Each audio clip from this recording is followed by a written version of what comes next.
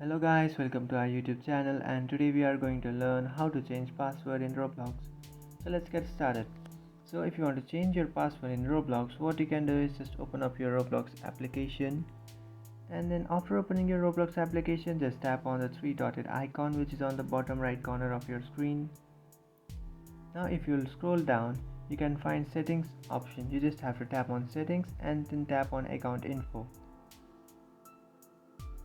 After tapping on account info, inside login methods you can find password. You just have to tap on the pencil icon beside your password, which is on the right side of your screen. Now you can enter your current password and then enter a new password and then re-enter that same password which you have just entered. So now you have to enter your current password, enter your new password, and then re-enter that same password.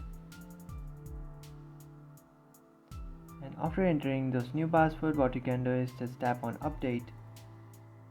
And after tapping on update here, you can see you have successfully changed your password.